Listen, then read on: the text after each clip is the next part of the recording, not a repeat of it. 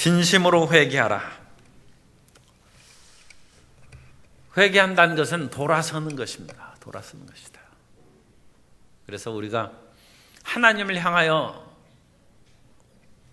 돌아서는 것이 회개입니다. 우리 인생은 하나님을 향하는 빛의 세계보다 어둠과 쾌락과 자기중심의 그런 삶을 추구하는 경향이 있습니다. 그래서 우리는 내 맘대로 사는 것이지 하나님의 뜻대로 살아가려는 그런 마음이 우리 마음 가운데는 죄악된 마음에는 없습니다. 그것이 육체의 그런 죄악입니다. 그러나 세상에서 어렵고 힘든 일을 당하면 내 실력으로는 살 수 없겠다 싶어서 생명이요 만복의 근원인 하나님께 돌아서는 것입니다. 그것이 회개입니다.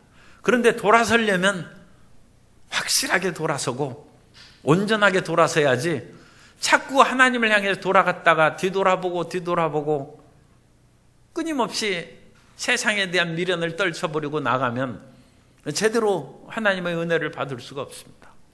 그러나 우리가 진심으로 회개하면 하나님께서 복을 내려주십니다. 진심으로 회개했는데도 불구하고 복이 내리지 않는다면 그 사람은 하나님께서 더 큰 복을 내리시기 위해서 연단하신 것입니다. 그러지 회개했는데 하나님께서 복을 안 주실 까닭이 없습니다. 성경의 중요한 가르침이 순종하면 복을 받는다는 것입니다. 하나님 뜻에 향하면, 햇빛을 향하여 우리가 돌아서면, 요즘에는 이제 너무 뜨겁습니다만 따뜻해지는 것이죠. 빛으로 충만한 것이죠. 그런데 하나님을 향하여 돌아섰는데도 이와 같이 폭염처럼 뜨겁다는 것은 우리를 더 강하게 하고 더 큰 은혜 가운데 이끌어 주시는 하나님의 섭리인 것입니다. 그런데 그 반대도 있어요.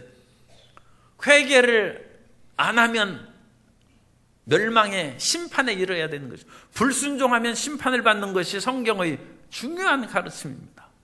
그런데 불순종하고 회개하지 않는데도 심판받기는커녕 잘된 일이 있다.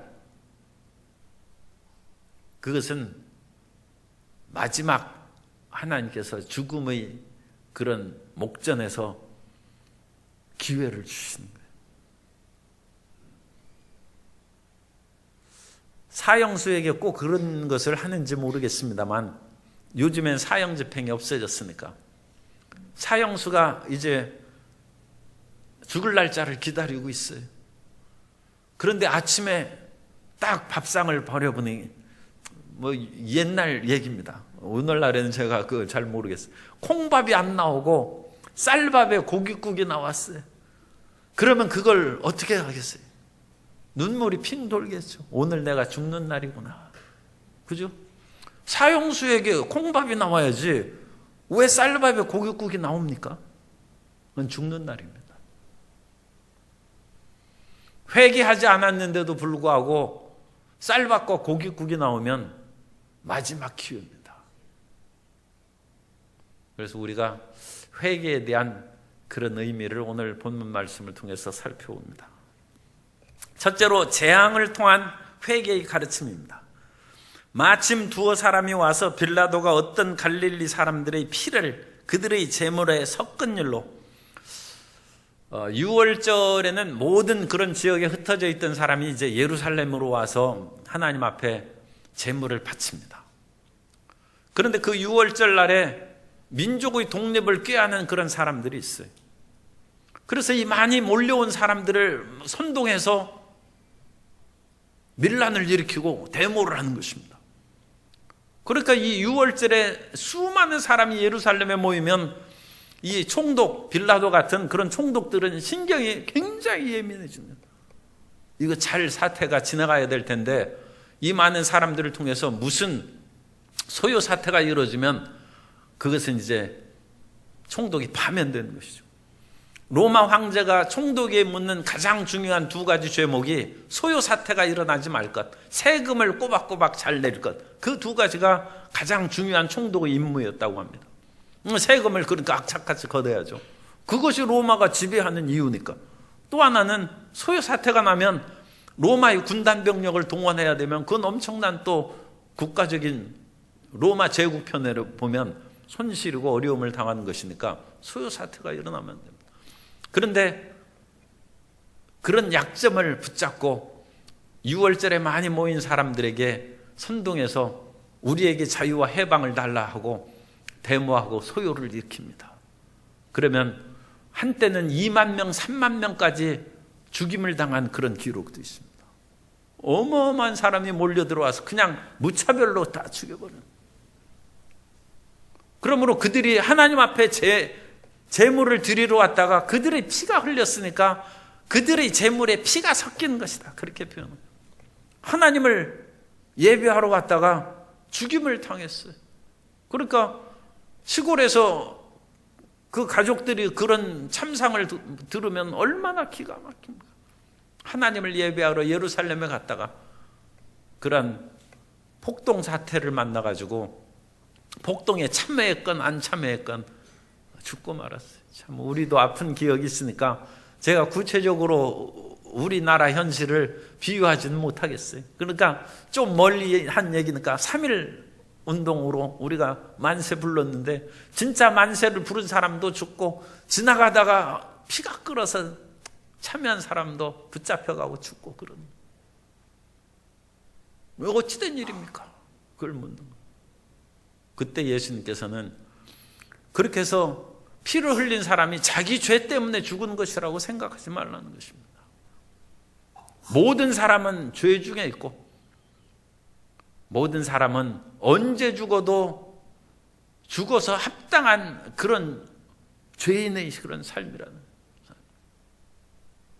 그러니까 이런 폭동이나 어떤 심각한 재앙이 다가와서 죽은 사람도 자기 죄로 죽는 것이고 또 그렇지 않은 사람도 그 죄가 유보되었을 뿐이지 죄가 없어서 살아는 것도 아니고 또 다른 경우도 있습니다.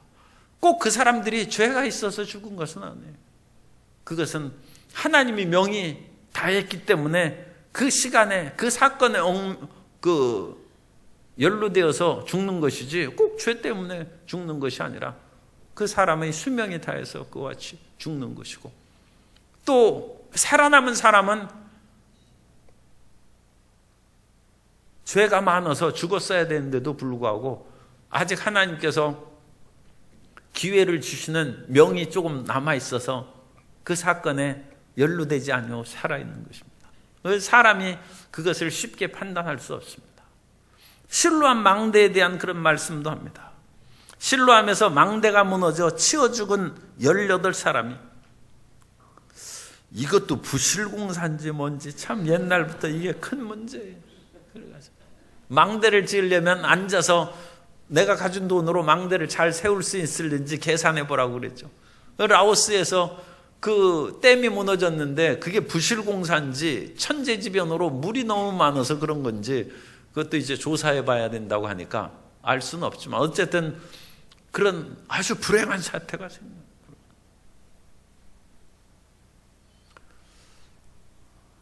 참 우리가 그런 일들이 많습니다. 세월호 사건이 2014년에 있고 2003년에는 대구 지하철 참사가 있어서 그때 그 가까운 것은 우리가 아직 너무 예민하니까 그 얘기하지 말고 조금 2003년 먼 것을 보면 겨우 15년 전밖에 안 됐어요. 거기에서 CCTV로 나오는 거예요. 어떤 사람은 불이 나게 뛰어들어가지고 그 열차를 탑니다. 죽음의 열차예요. 192명이 죽었어요. 뭐 사상자는 훨씬 더 수백 명이죠. 그런데 더 비극적인 것은 그 1995년에 삼풍백화점에 송두리째 무너져가지고 그냥 폭삭. 엊그제 그 순복음 가족신문에 보니까 그 홍 장로님이라고 그 삼풍백화점의 직원이었어요.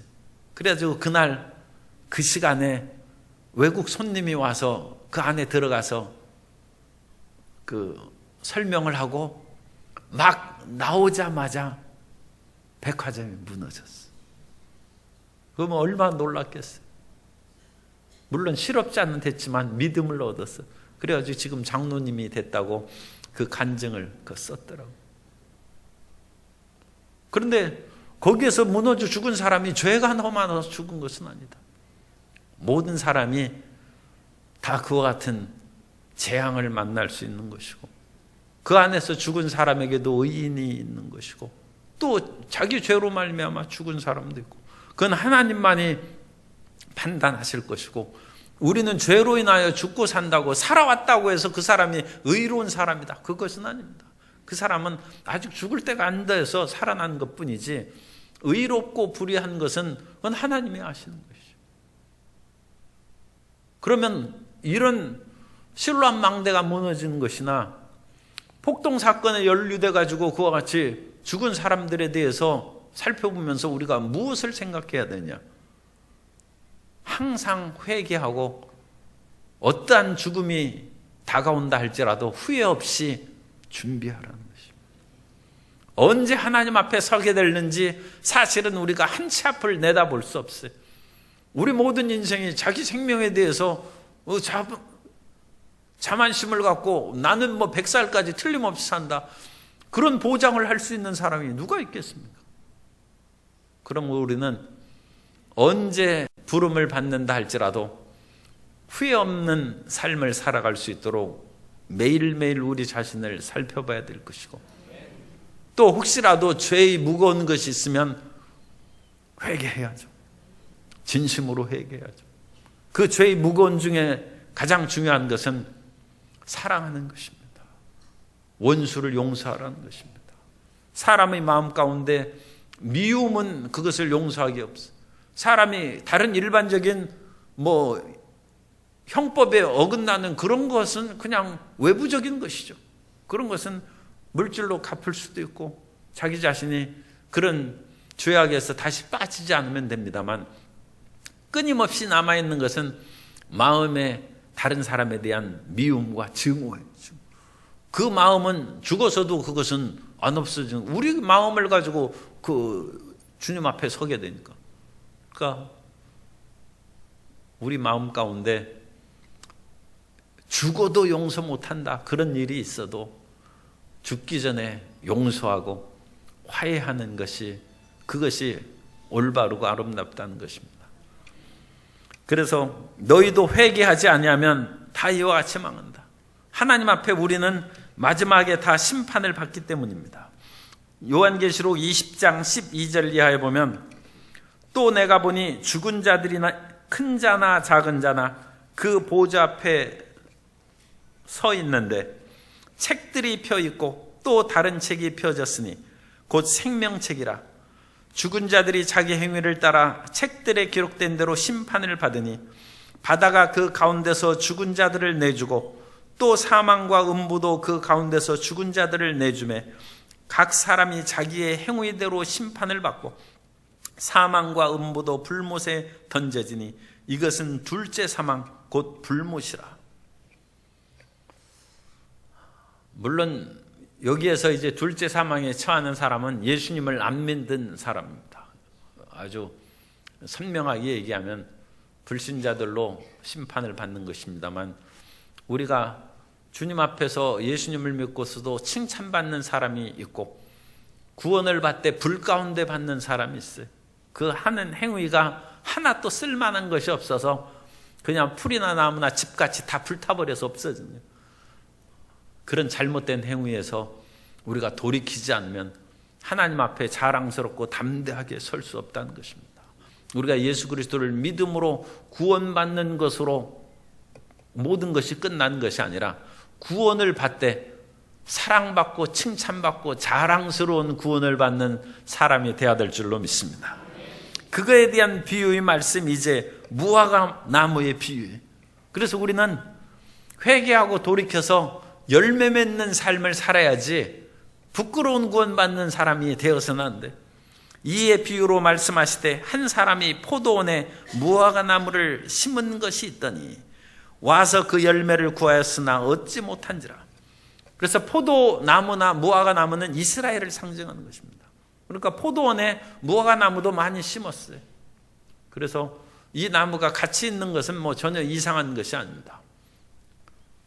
이스라엘이 호세아 9장 10절 말씀을 보면 옛적에 내가 이스라엘을 만나기를 광야에서 포도를 만남같이 하였으며 너희 조상들을 보기를 무화과 나무에서 처음 맺힌 첫 열매를 봄같이 하였거늘 그들이 바알브올에게 가서 부끄러운 우상에게 몸을 들이므로 저희가 사랑하는 우상같이 가증하여졌도다.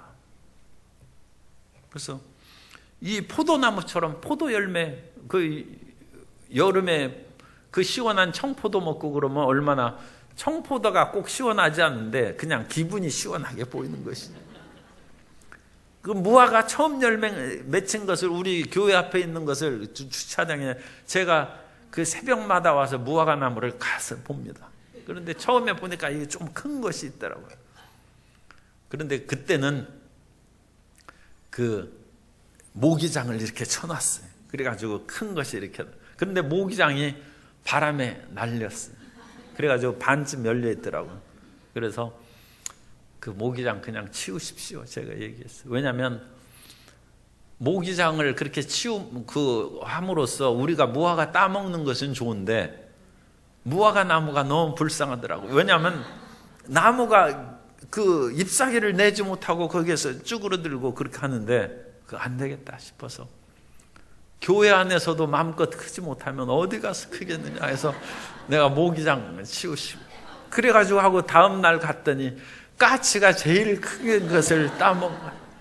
그래가지고 이 껍데기만 이렇게 조금 남았어요. 그 뒤로는 큰 것이 없어요. 지금 그거에서. 그래서 처음 익은 열매를 새가 따먹었어요. 이 처음 익은 열매를 그 얼마나 그 하나님이 이스라엘 백성들을 보고 무화과 나무에서 처음 맺힌 첫 열매를 본과 같이 그렇게 사랑하고 좋아했다. 왜? 무화과 이스라엘을 상징하는 것입니다. 그런데 무화과를 우리가 그와 같이 관심을 기고 모기장까지 치는 것은 열매를 거두면요. 그 열매가 있어야죠. 그런데 그 열매가 없으면 이게 심각하게 되는 거예요. 예수님께서도 무화과 나무에 가서 열매를 구했는데 찾지 못했어요. 마태복음 21장 19절에 보면 길가에서 한 무화과 나무를 보시고 그리로 가서 잎사귀밖에 아무것도 찾지 못하시고 나무에게 이르시되 이제부터 영원토록 내가 열매를 맺지 못하리라 하시니 무화과 나무가 곧 마른지라. 하나님이 심판하시죠.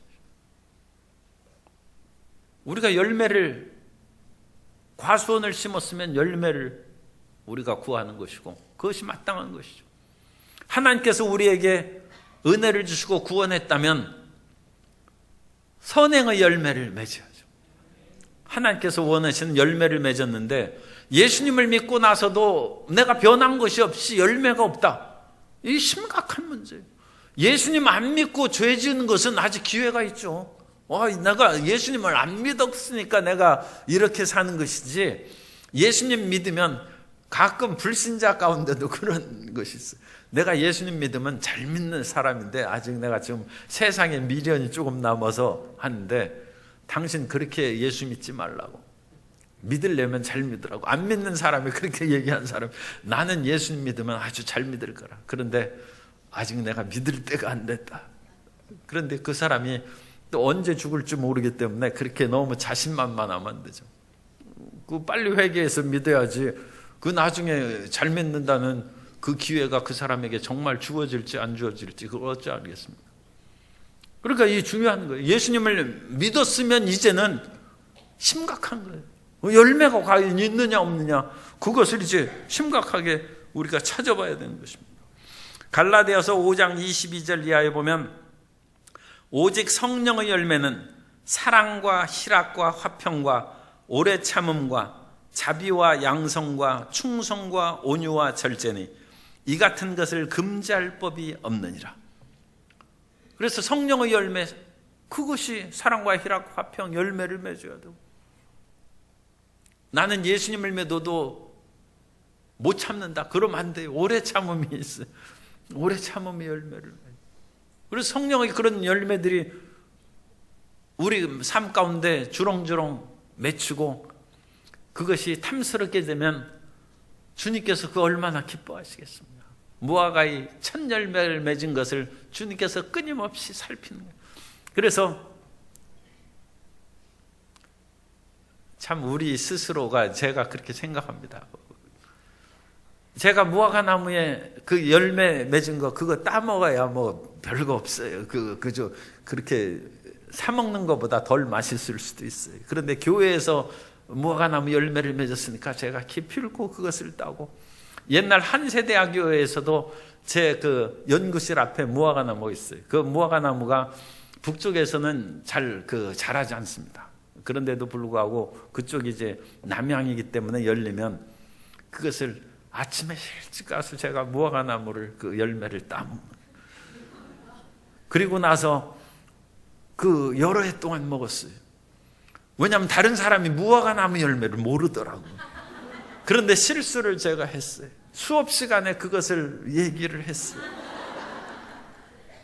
그것이 소문이 퍼져가지고 그 다음부터는 무화과 나무 열매를 눈 씻고 봐야 조금 익을만 하면 없어져요. 그래가지고 그 뒤로는 이제 못 먹었어요. 어쨌든 간에 그렇게 찾은다. 그런데 주님이 아침마다 우리 삶에서 부지런히 너 열매가 있는지 살펴보셔요. 우리가 주님 앞에 기도할 때 주님께서 우리 기도를 들으실 뿐만 아니라 우리의 무화과 잎사귀를 이렇게 헤치면서 무슨 열매가 있는지, 열매가 얼마나 익어갔는지 살펴보셔요. 그래서 그 열매가 익어가면 주님이 기뻐하셔요. 주님이 기뻐하시면 만사형통이죠. 그런데 보니까 열매가 없어. 맨날 기도는 하고 달라고만 하면서 열매는 없어. 아, 이거 어떡하겠어요. 어느 날 주님이 화가 났어요. 나무 찍어버리라. 포도원지기에게 이르되 내가 3년을 와서 이 무화과 나무에서 열매를 구하되 얻지 못하니 찍어버리라. 어찌 땅만 버리게 하겠느냐. 그런데 포도원지기는 곧 예수님의 중보를 상징합니다. 이 포도원지기가 그러죠. 뭐 이거 필요 없는데 찍어버리. 그럼 죽는 것이죠. 그런데 이 대답하여 이르되 주인이여 금년에도 그대로 두소서.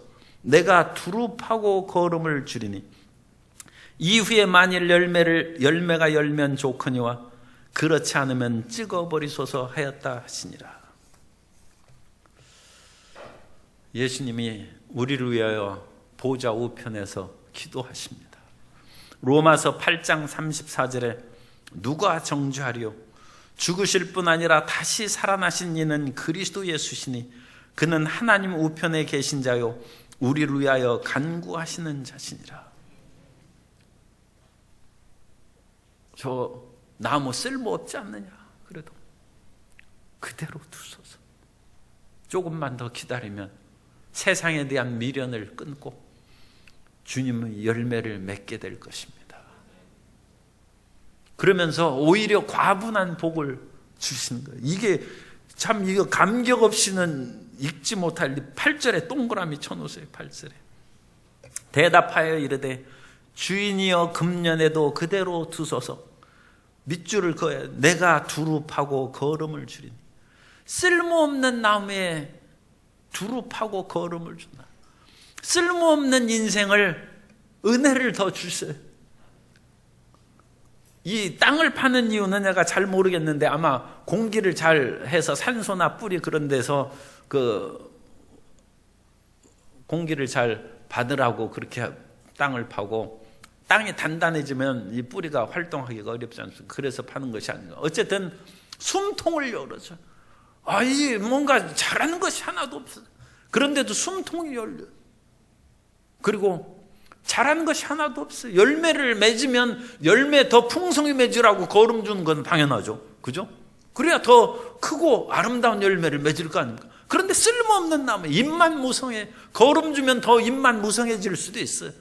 그런데 두릅하고 거름을 줄 테니까 찍어버리지 말고 두라. 잘못하는데도 불구하고 하나님 앞에 내세울 것이 없는데도 불구하고 은혜가 임하는 사람은 반성해야 됩니다. 하나님의 마지막 기회일 수도 있어요. 그것이 아까 말씀드린 사형수에게 쌀밥과 고깃국 나오는 거와 마찬가지가 되면 그건 비참한 것이죠. 비참한 것이죠. 그런 일이 되지 않도록 진심으로 회개하라는 거예요. 진심으로. 하나님께서는 끝까지 우리를 버리시지 않고 끝까지 우리를 살리시는 거예요. 아무리 안 믿고 악한 일을 행한다 할지라도 하나님께서는 끝까지 돌보아 주셔서 마태복음 5장 45절에 보면 이같이 한즉 하늘에 계신 너희 아버지 아들이 되리니 이는 하나님이 그 해를 악인과 선인에게 비추시며 비를 의로운 자와 불의한 자에게 내려주십니다.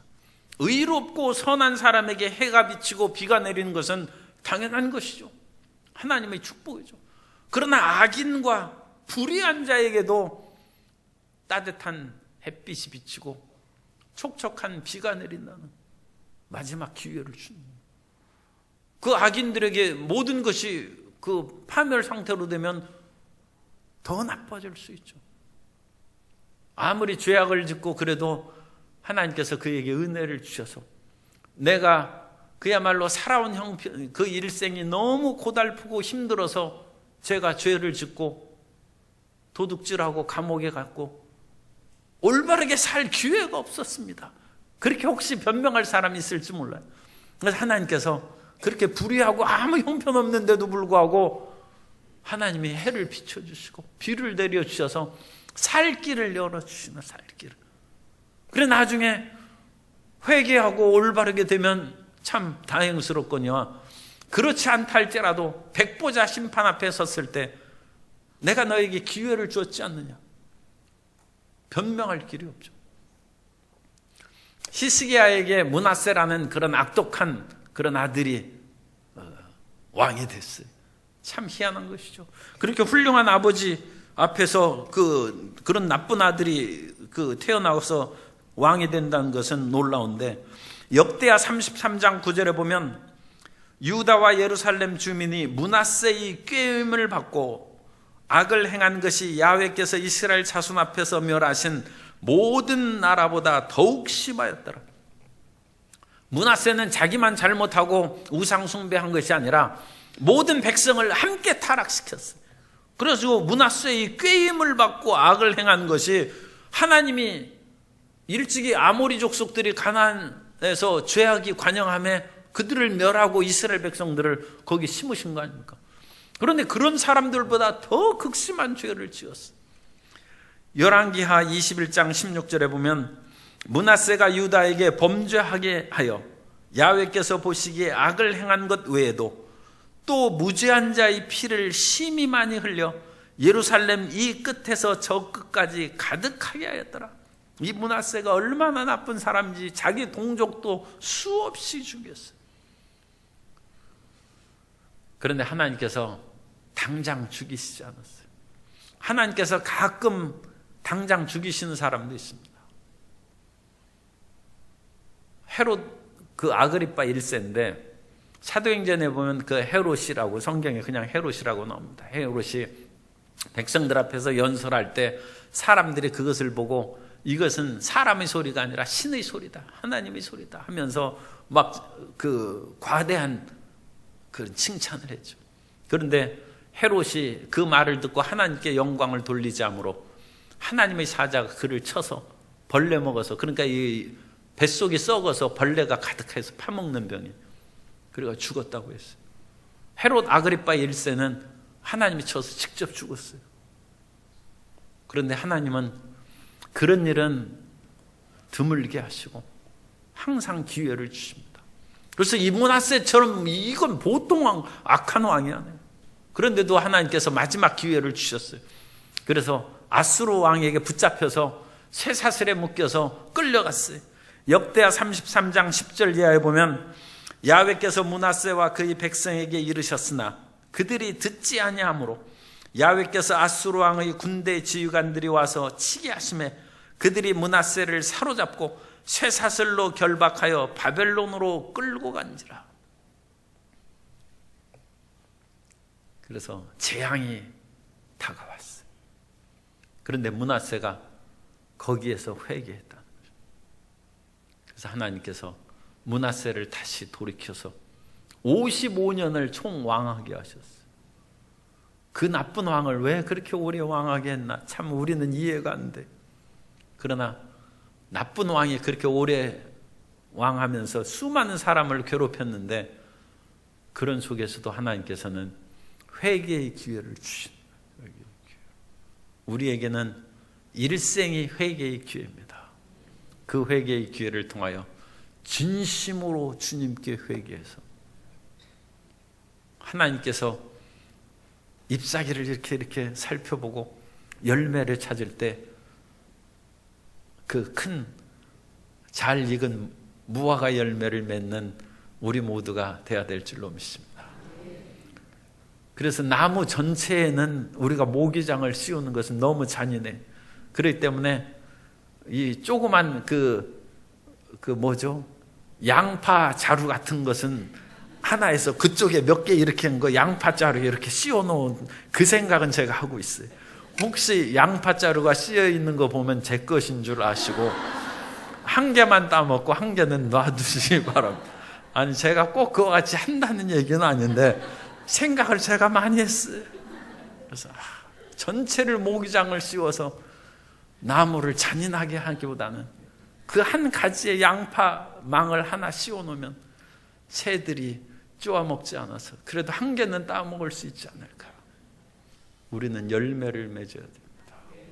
부지런히 주님께서 아침마다 우리를 살피시고 어제 그렇게 내가 은혜를 줬는데 열매가 익었는지 보자. 열매가 지금 자라났는지 보자. 주님이 찾으십니다. 열매 맺는 우리 삶이 되어야 될 줄로 믿습니다.